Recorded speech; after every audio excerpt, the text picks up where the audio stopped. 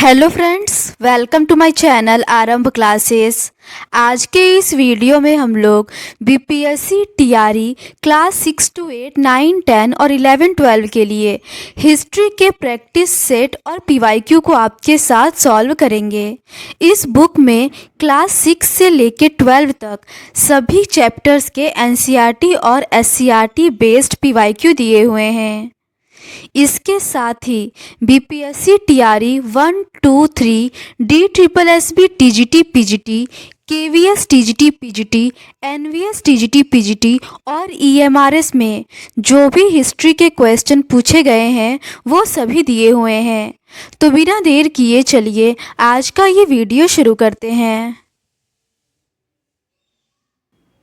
Chapter 56 तक के questions का डिस्कशन हम लोगों ने इस सीरीज़ के प्रीवियस पार्ट में कर लिया है। आज हम लोग उसके आगे के क्वेश्चंस का डिस्कशन आपके साथ करेंगे। आगे के प्रश्न यात्रियों के नज़रिए समाज के बारे में उनकी समझ से संबंधित है। पहला प्रश्न है, भारत में वे गांव बहुत ही छोटे कहे जाएंगे जिनमें मुद्रा की फेर बदल करने वाले जिन्हें सराफ कहा जाता है न हो। वर्णनकर्ता यात्री की पहचान करें। इसका सही आंसर है option A, John Baptiste Tavernier. John Baptiste Tavernier ने वर्णन किया है कि भारत में वे गांव बहुत ही छोटे कहे जाएंगे जिनमें मुद्रा की फेरबदल करने वाले जिन्हें सर्राफ कहा जाता है न हो।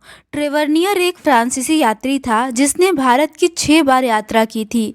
यह पेशे से जौहरी था तथा शाहजहां और औरंगजेब के काल में भारत आया था। ट्रेवल्स इन इंडिया इसकी प्रसिद्ध पुस्तक है। अगला प्रश्न है, निम्नलिखित में से कौन सा कथन गलत है? इसका सही आंसर है ऑप्शन डी, उपर्युक्त में से एक से अधिक। इब्न बतूता मध्यकालीन दास व्यवस्था का वर्णन करते हुए लिखता है कि सम्राट के साथ प्रत्येक छोटे या बड़े अमीर अपने साथ दासों को रखते थे। वे महिला सफाई कर्मचारी को भी नियुक्त करते थे। इस प्रकार स्पष्ट है कि मध्यकाल में सभी गुलाम न तो समान थे और न ही उन पर राजशाही का अधिकार था। मध्यकाल में पुरुष गुलामों के साथ साथ महिला दासों को भी नियुक्त किया जाता था। ए, बी और सी तीनों ही कथन गलत दिया हुआ है।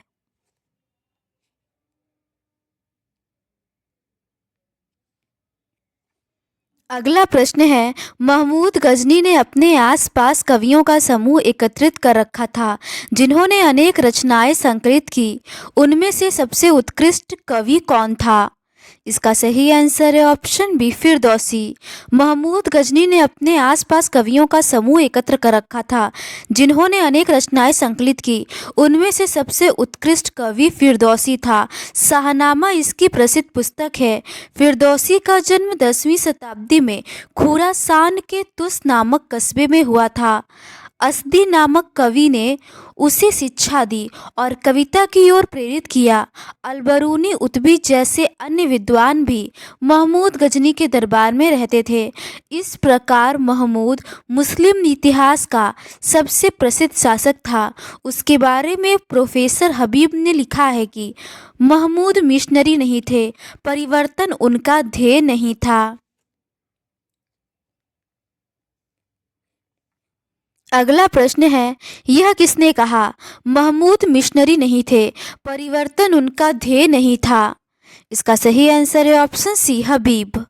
अगला प्रश्न है, इस्लामी स्वर्ण युग के विद्वान को अक्सर विचारधारा का संस्थापक, तुलनात्मक धर्म का जनक और भारत में पहला मानव विज्ञानी कहा जाता है।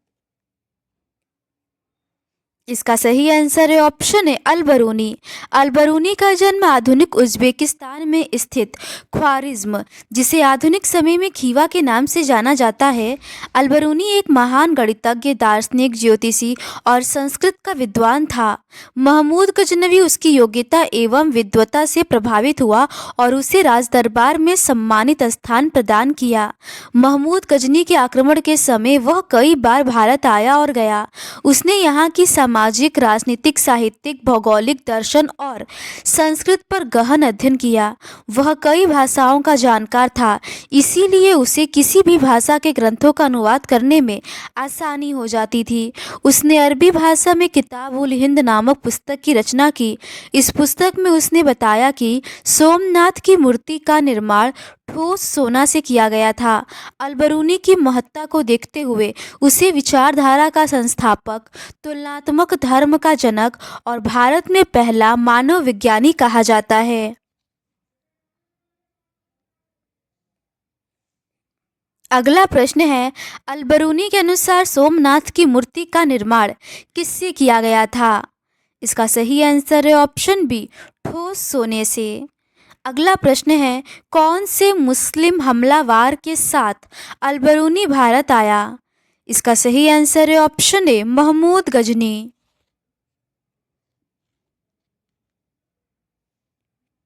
अगला प्रश्न है, अल-बरूनी किस आक्रमणकारी के साथ भारत आया था? इसका सही आंसर है ऑप्शन ए, गजनी मोहम्मद। अगला प्रश्न है, किताब उल हिंद के रचयिता हैं? इसका सही आंसर है ऑप्शन सी, अल-बरूनी। अगला प्रश्न है, अल-बरूनी की किताब उल हिंद की रचना किस भाषा में हुई? इसका सही आंसर है ऑप्शन सी, अरबी भाषा में। अगला प्रश्न है, भारत में दो प्रकार की डाक व्यवस्था है। अश्व डाक व्यवस्था, जिसे उलुक कहा जाता है, यह 4 मील की दूरी पर स्थापित राजकीय घोड़ों द्वारा चालित होती थी। पैदल डाक व्यवस्था के प्रति मील 3 अवस्थान होते हैं, इसे दावा कहा जाता है और यह मील का 1/3 होता है। वर्णनकर्ता यात्री की पहचान कीजिए। इसका सही आंसर है option D, Ibn Battuta. Bharat में दो प्रकार की डाक व्यवस्था है। अश्व डाक व्यवस्था, जिसे उलुक कहा जाता है, यह 4 मील की दूरी पर स्थापित राजकीय घोड़ों द्वारा चालित होती है।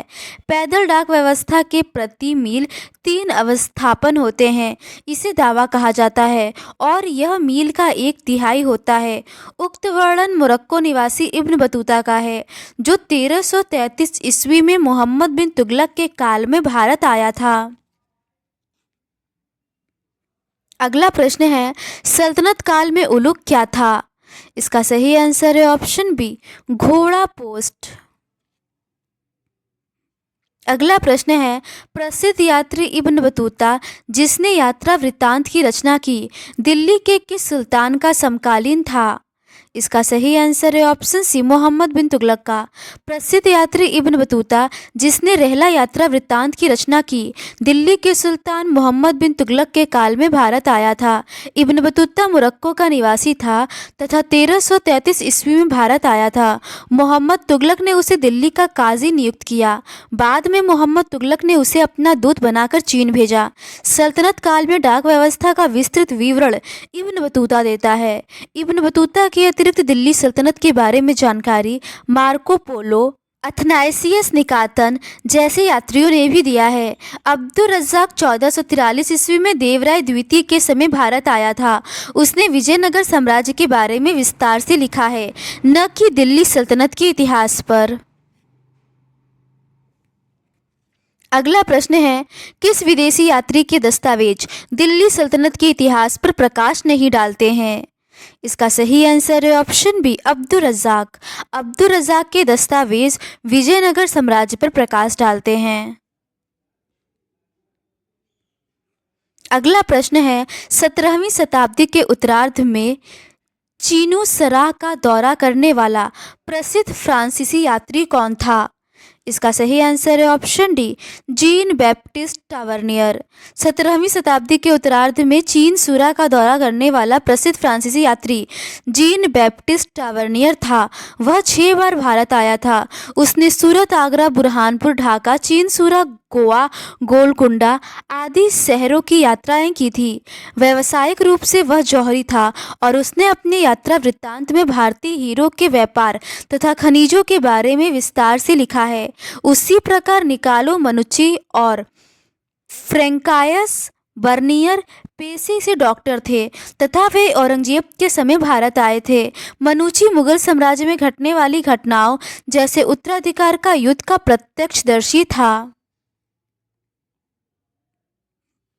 उसने अपनी पुस्तक स्टोरियो डी मोगोर में समकालीन इतिहास लिखा है। बर्नियर एक चिकित्सक होने के साथ साथ राजनीतिज्ञ, दार्शनिक तथा एक इतिहासकार था। वह 1656 से 1668 तक भारत में रहा। उसने दारा सिकोह के चिकित्सक के रूप में तथा मुगल दरबार में आर्मीनियाई अमीर दानिशमंद खां के साथ एक बुद्धिजीवी तथा वैज्ञानिक के रूप में कार्य किया था। अगला प्रश्न है, फ्रैंकायस बर्नियर और निकोलो मनुची डैश थे।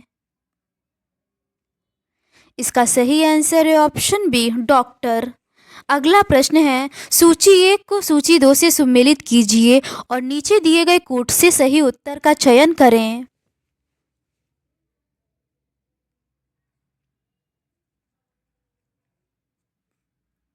इसका सही आंसर है ऑप्शन ए। सूचियों का सही मिलान इस प्रकार है। फ्रेको बर्नियर एक फ्रांसीसी चिकित्सक था जो औरंगजेब के शासनकाल में भारत आया। टेवर्नियर एक फ्रांसीसी यात्री जो व्यवसाय से जौहरी था। शाहजहां व औरंगजेब के काल में भारत आया। पेल साठ एक डच यात्री जो जहांगीर के काल में भारत आया।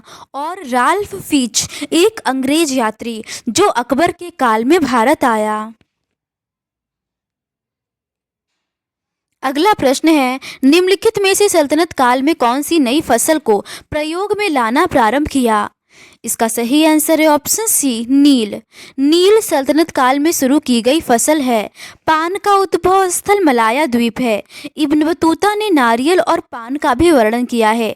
वेदों में भी पान के सेवन की पवित्रता का वर्णन किया गया है। अगला प्रश्न है, इब्न बतूता ने पान और नारियल का विस्तार से वर्णन क्यों किया। इसका सही आंसर है ऑप्शन ई, उपर्युक्त में से कोई नहीं।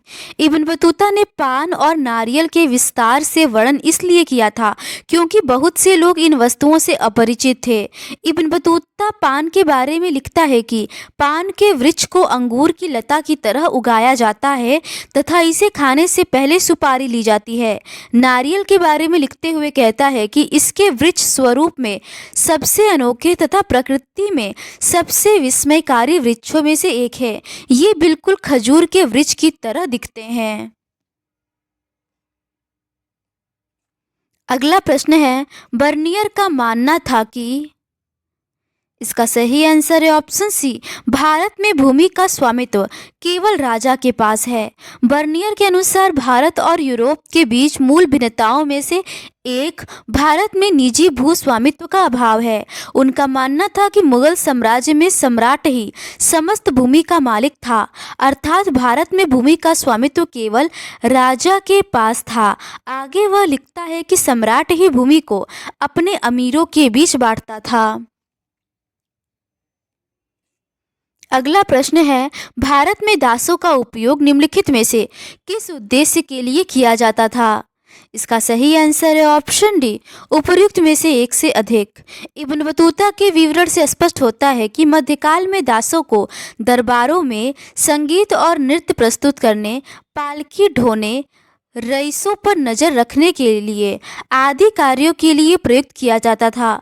बहुत सी महिला दासियों को भी गुप्तचरी और सफाई कार्यों में लगाया जाता था।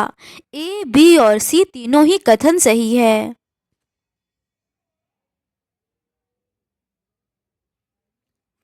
आगे के प्रश्न भक्ति सूफी परंपरा, धार्मिक विश्वासों में बदलाव और श्रद्धा ग्रंथ से संबंधित है।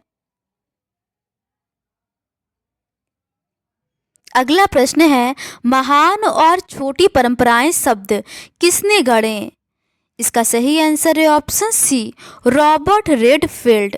महान और लघु जैसी शब्दावली का प्रयोग 20वीं शताब्दी में प्रसिद्ध समाजशास्त्री रॉबर्ट रेडफील्ड द्वारा एक कृषक समाज के सांस्कृतिक आचरणों का वर्णन करने के लिए किया गया था।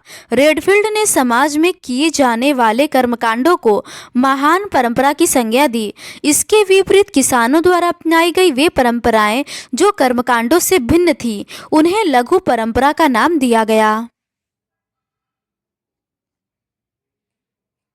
अगला प्रश्न है, मध्यकाल में पूजा प्रणालियों के समन्वय की प्रक्रिया किस प्रकार कार्य करती थी? इसका सही आंसर है ऑप्शन डी, उपर्युक्त में से एक से अधिक।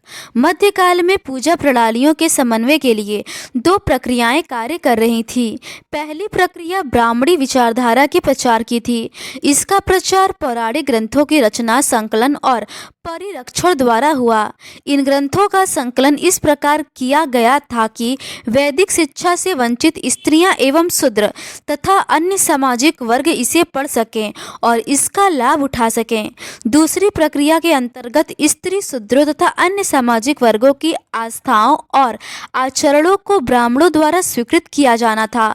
समन्वय के उदाहरण के तौर पर आज भी भगवान जगन्नाथ की लकड़ी की मूर्ति स्थानीय जनजाति के विशेषज्ञों द्वारा बनाई जाती है।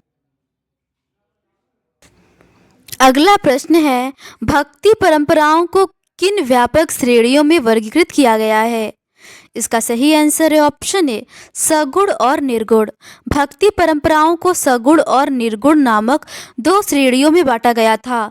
सगुण भक्ति परंपरा में ईश्वर की मूर्तियों की पूजा की जाती थी, जैसे शिव, विष्णु, दुर्गा, गणेश आदि। इस परंपरा में ईश्वर के मूर्त रूप की पूजा की जाती थी तथा उनके विभिन्न अवतारों की पूजा की जाती थी। इसके विपरीत निर्गुण भक्ति परंपरा में ईश्वर के अमूर्त एवं निराकार रूप की पूजा की जाती थी। ईश्वर को निराकार रूप से पूजने वालों में कबीरदास, रैदास, रसखान आदि प्रमुख संत निर्गुण भक्ति शाखा से संबंधित थे। अगला प्रश्न है, नलईरा दिव्य प्रबंधनम किसकी रचनाओं का एक संकलन है? इसका सही आंसर है ऑप्शन बी, अलवार्स। नलईरा दिव्य प्रबंधनम अलवार रचनाओं का एक संकलन है। ईसवीं शताब्दी तक आते आते 12 अलवारों की रचनाओं का एक संकलन कर लिया गया, जिसे नलईरा दिव्य प्रबंधनम के नाम से जाना जाता है। 10वीं शताब्दी में ही अपार, समबंदर और सुंदरार की कविताएं तवरम नामक संकलन में रखी गई, जिसमें कविताओं का संगीत के आधार पर वर्गीकरण हुआ। अगला प्रश्न है, कराईकल किस देवता की उपासक थी? इसका सही आंसर है ऑप्शन बी, शिव की। कराईकल शिव देवता की उपासक थी। एक स्त्री शिव भक्त कराईकाल अमइयार ने अपने उद्देश्य की प्राप्ति हेतु घोर तपस्या का मार्ग अपनाया था। हालांकि इन स्त्रियों ने अपने सामाजिक कर्तव्यों का परिव्यय किया। वह किसी वैकल्पिक व्यवसाय अथवा भिक्षुणी समुदाय की सदस्य नहीं बनी। अगला प्रश्न है, निम्नलिखित अलवारों में से कौन स्त्री संत थी? इसका सही आंसर है ऑप्शन है, अंडाल। तमिल प्रदेश में वैष्णव भक्ति का प्रचार प्रसार अलवार संतों द्वारा किया गया। अलवार वैष्णव संतों की संख्या 12 बताया जाता है, जिसमें अंडाल एकमात्र स्त्री अलवार संत थी। अंडाल की रचनाओं एवं भक्ति गीतों में कृष्ण कथाओं का वर्णन मिलता है। अगला प्रश्न है, अंडाल किस देवता की उपासक थी?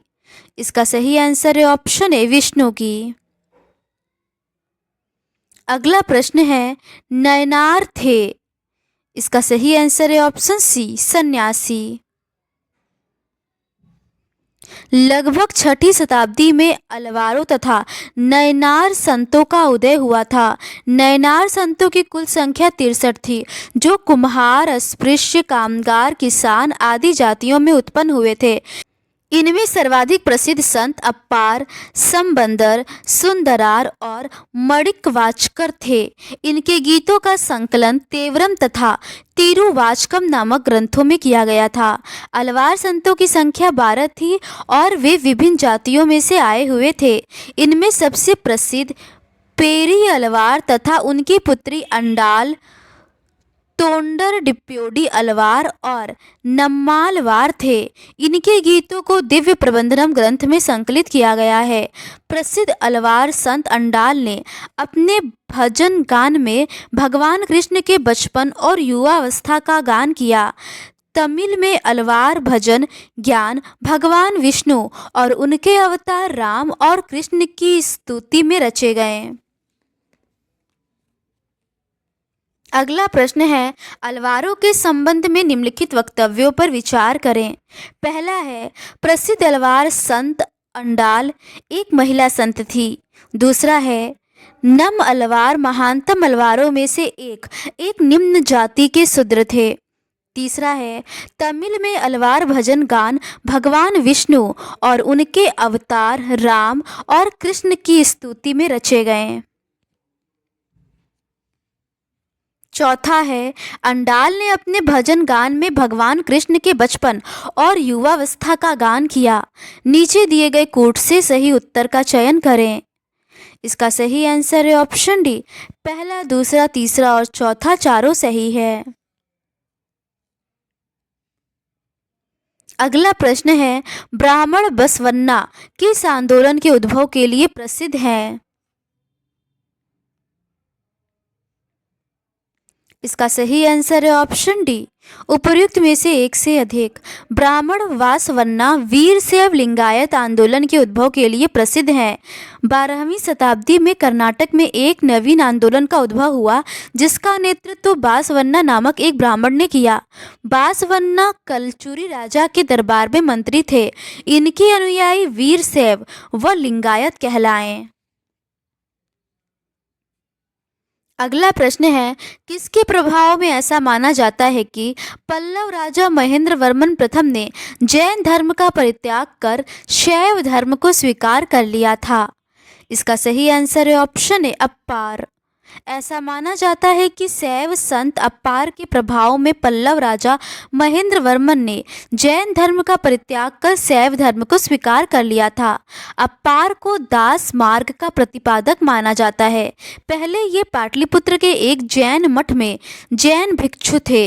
बाद में शिव की कृपा से एक असाध्य रोग ठीक होने के कारण उन्होंने जैन धर्म को छोड़कर शैव धर्म ग्रहण कर लिया।